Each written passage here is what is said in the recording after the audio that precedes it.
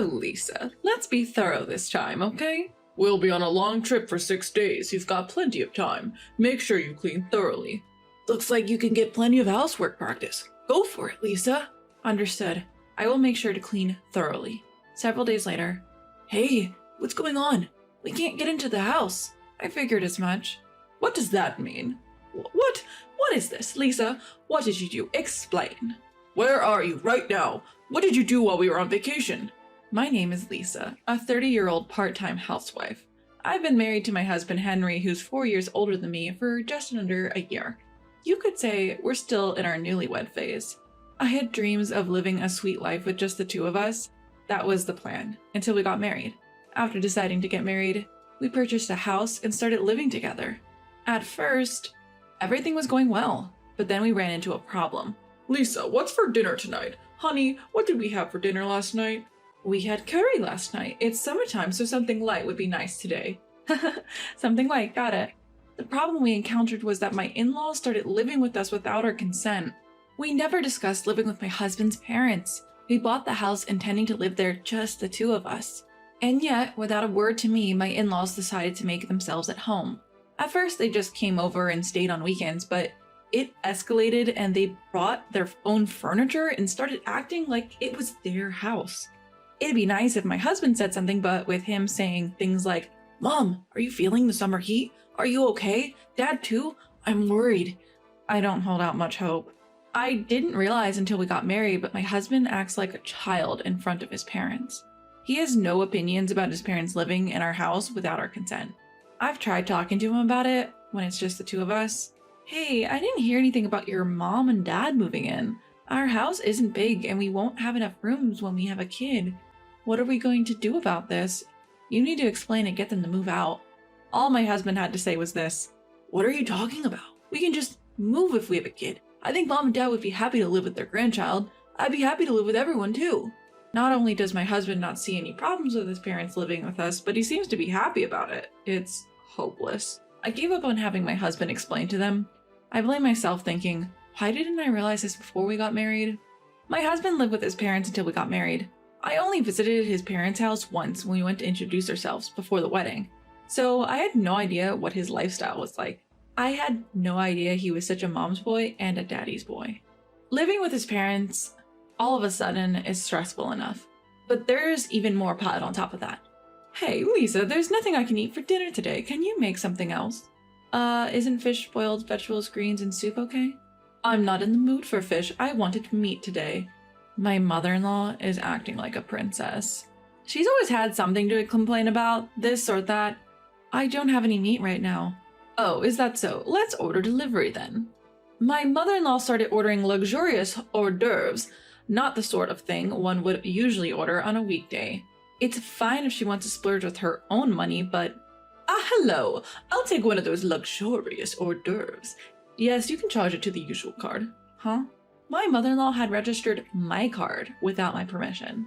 At first, I was shocked, and I asked why she would do such a thing.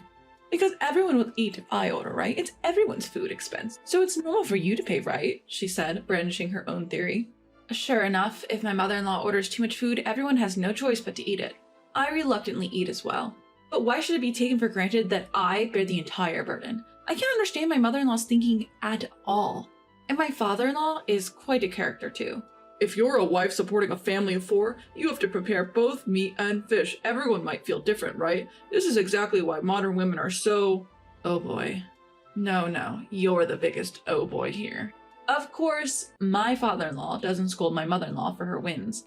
On the contrary, he seems to agree with her and blame me, pushing his stereotypical views onto me. They are indeed 2 peas in a pod, I suppose. Modern people just can't do the simplest things, can they? It's a real problem. Good thing we have delivery. That's right, there's such a variety of delivery these days. I'd rather have delivery every day than Lisa's home cooking. My in-laws seem to enjoy making fun of me. Even though I'm covering their food and living expenses and even the money for this house, why should I be made fun of? Anger was bubbling up inside me, accumulating. Because my in-laws are in the house, I began to feel that being at work is better. Fortunately, my work was going well and there was talk of a promotion. I was asked if I wanted to be a project leader and I accepted both. I figured that if I kept busy, my stress from home would lessen. The days when I can't prepare meals have increased, and if my in-laws order delivery, it can't be helped at this point. I prioritize getting away from my in-laws. As a result, my overtime and weekend work increased, but I was lively because there was a sense of fulfillment. Just when I thought I could somehow manage, something happened. On Friday night, I came home after working overtime, and the house was completely dark. It was strange that my husband and in-laws weren't there. It's too early for them to be asleep. As I entered, wondering what was going on, I found a piece of paper on the table. It read, "We're going on a trip. We'll be back on Sunday." What? I hadn't heard anything about a trip. What made me even angrier was that the room was cluttered with delivery containers and bottles of drinks. It's typical for my in-laws and husband not to do housework or tidy up, but they could at least throw away the trash before leaving. I was so angry that I raised my voice. No one was there to hear me. Feeling hollow, I picked up the trash and started cleaning. I sighed as I stuffed the bags with trash. Suddenly a thought crossed my mind. Where the hell did they get the money for a trip? A chill ran down my spine. I opened the banking app on my phone and checked the credit card activity. You've got to be kidding me. A few $1,000s were charged from a company that appeared to be a travel agency. I tried calling my husband in panic, but there was no answer. Holding back my urge to throw the phone in anger, I decided to check my husband's social media accounts, and there it was. Beautiful beach, it's so pretty. A picture of a blue sky and beautiful beach. The people in the photo didn't look American. Could it be? Further snooping revealed that they were in Bali. I had never imagined they'd go on an international trip, and I felt drained. I hate to say it, but my husband's income is hardly substantial. The main source of income is my salary. I have been trying to save as much as possible because I was worried about the future. That was until my in-laws came. The thought of my husband, along with his parents, using my money to have fun at a resort made my anger uncontrollable. All the vague stress I had been feeling started forming into clear words. Why? How? What were they feeling? Until when? Thinking about the future seemed endless. I decided that I needed to do something about this life. My husband and in-laws returned from their trip slightly tanned. I was very irritated seeing them, but I said nothing. We had such a good time. Going abroad is definitely worth it, and the cost for food and stay was cheap too. That's what my in-laws were saying. I held back my urge to ask who they thought was paying for all of this. Let's go again, Dad, Mom. My husband talking with his parents seemed so immature. He was like a child begging for a summer vacation trip, at the age of 35, no less. Seeing him like this, a feeling of disgust towards him started to well up inside me. I was preparing dinner in frustration. Calm down, just focus on the cooking, I muttered, moving my hands mechanically. Then, "Oh my, there's so much dust here," my mother-in-law remarked. She was running her fingers over the leaves of a houseplant. "That's not good." My father-in-law muttered that, giving me a fleeting glance. "I didn't take Lisa because she had housework to do, and you didn't clean? What kind of day off was that?" My husband took the opportunity to criticize me. What? I couldn't help but ask again. "Because if you had done your housework properly all the time, I would have taken you on the trip. I didn't invite you because I was thinking about you with all your housework. Aren't we all, me, Dad, and Mom, considerate?" My husband said this with a straight face. "Thanks for your thoughtfulness," I replied, suppressing my anger. My face twitched, and I turned my back under the guise of taking ingredients from the refrigerator. "Are you out of your mind?" I shouted in my heart. I can't believe it. Leaving the house messy, taking a vacation with my money, and then coming back to say that? The amount of money spent on the credit card I checked while my husband and in-laws were traveling made me even angrier. Did they go to a spa or a really nice restaurant? Even for Bali, where the cost for food and stay is relatively low, large payments were constantly added. How much have they spent without my consent so far? I couldn't help thinking about it. 1, 10, 100, 1,000, 10,000. I calculated in my head. Yeah, a couple $1,000s isn't impossible. And considering that they've taken over this entire house, I could estimate even higher. I was totally fed up. Once they got a taste of traveling with my money, my husband and in-laws started going on trips more frequently. My card is being used as a matter of course. But I didn't interfere. For several months, I silently observed the foolish acts of my husband and in-laws. Then one day my mother-in-law said, "We're going to Hawaii. Could you please increase the credit card limit?" "Sure, I understand," I answered. My mother-in-law is completely looking down on me. Does she think I'm some soldier who does whatever she says? Should I buy a new swimsuit? In her ridiculous age, she's flipping through a swimsuit brochure looking excited. Well, she's going to use my money anyway. Just you wait. I glared at my cheerful mother-in-law. She's so engrossed in the brochure, she doesn't even notice. The day my husband and in-laws left for Hawaii, The room was the messiest it had ever been. My husband and in-laws are apparently heading to the airport soon, and they are busily checking their luggage. As usual, they seem to have no intention of cleaning up the room. "Oh, Lisa, make sure you do it right this time," my mother-in-law told me. "It's a long trip this time, 6 days, plenty of time, make sure you clean up well," my father-in-law orders me. "You'll have plenty of time to practice your house chores. Good luck, Lisa," my husband says cluelessly. What is he talking about? Seeing it was about time, all three of them started to rush. Their chatting and leaving looked genuinely fun.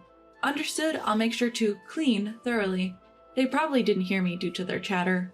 I said it to their backs. 6 days later, the day my husband and in-laws were to return home, I was gazing at the night view. Even though it was a weekday, I had taken a rare paid day off and was enjoying a drink in a lavish hotel. My husband calls. I let out a sigh, leave my seat, and answer the call. "Hello?" "What the hell is going on? I can't get into the house." My husband sounds quite panicked. "I thought as much," I said calmly. "What do you mean? What's happening?" It's not surprising my husband is freaking out.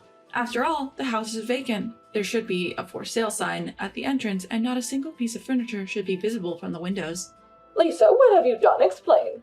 Where are you? What did you do while we were away?" I can hear my mother-in-law and father-in-law yelling in the background. "I cleaned up just as ordered," I answered nonchalantly. "What?" As all three were left stunned, I decided to explain. I went ahead and put the house up for sale. The land too. It's completely clean now. Nothing's left inside. "You foolish woman!" My father-in-law yelled. "You mean, what foolish thing have I done? Who's been doing foolish things, I wonder? You all sure had a great time using your daughter-in-law's money and living it up." Lisa, don't be mean. Quickly, change it back. What are we supposed to do? You'll also be in trouble without a place to live, right?